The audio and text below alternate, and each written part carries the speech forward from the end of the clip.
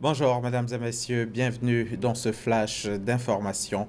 Rendons-nous tout de suite à Yamoussoukro où le secrétariat du Conseil national de sécurité, avec le soutien financier et technique du PNUD et la collaboration de l'UNESCO, a initié un séminaire sur le rôle des médias dans le contrôle de la sécurité. Il a été question de renforcer les capacités des journalistes et hommes des médias sur la gouvernance du secteur de la sécurité et les responsabilités d'acteurs clés du contrôle démocratique de ce secteur. Le Conseil du Café Cacao a procédé vendredi au lancement de la campagne intermédiaire. C'était à Boisseau, à la source de la cacao culture. Les producteurs en ont profité pour saluer les actions du gouvernement.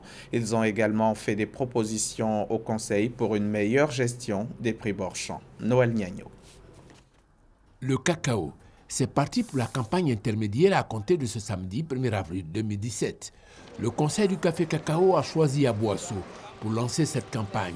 La raison, certainement, le cacao est parti d'Aboisseau en 1882.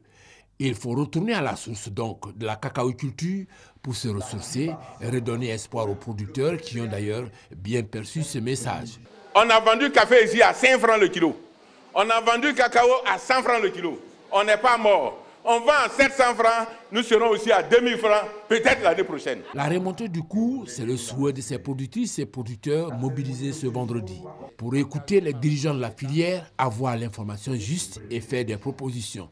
S'agissant de l'information juste, le gouvernement a consenti des sacrifices pour tenir son pari de donner 60% du prix CAF aux producteurs. L'État a consenti à annuler une partie des taxes qu'il prélève sur le cacao. Nous-mêmes, le Conseil du Café Cacao, les taxes qui nous permettent de fonctionner, nous les avons également réduites. L'un dans l'autre, c'est 43 milliards 400 millions de francs CFA. Les producteurs ont salué les actions du gouvernement et des dirigeants, mais ils souhaitent une meilleure circulation de l'information.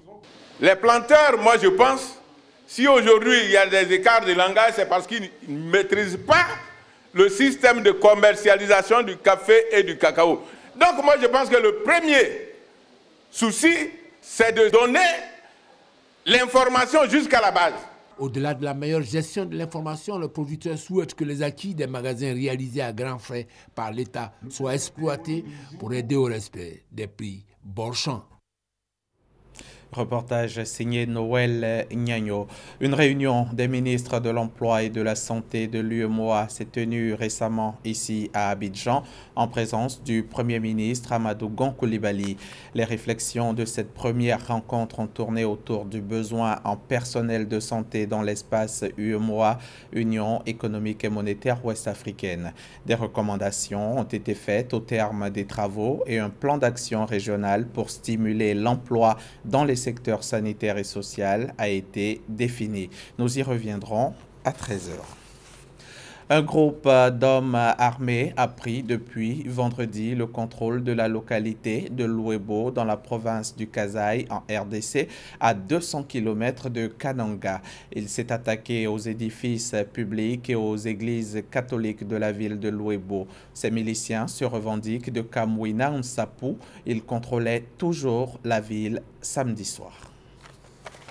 La Cour suprême du Venezuela est revenue samedi 1er avril sur sa décision d'assumer les pouvoirs de l'Assemblée nationale où l'opposition est majoritaire. Cette décision avait créé un regain de tension dans le pays.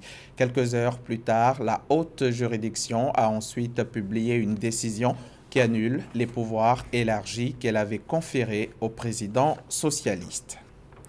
En Colombie, après des pluies diluviennes provoquées par le phénomène climatique El Niño, une impressionnante coulée de boue a frappé le sud du pays.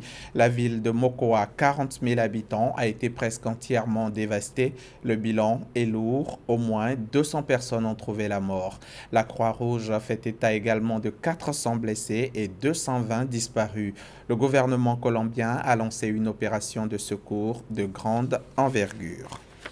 C'est la fin de ce flash. Avant de nous quitter, sachez que dans le cadre du magazine du dimanche, nous recevrons M. Serge Martial Bombo, secrétaire général du Conseil national des exportations.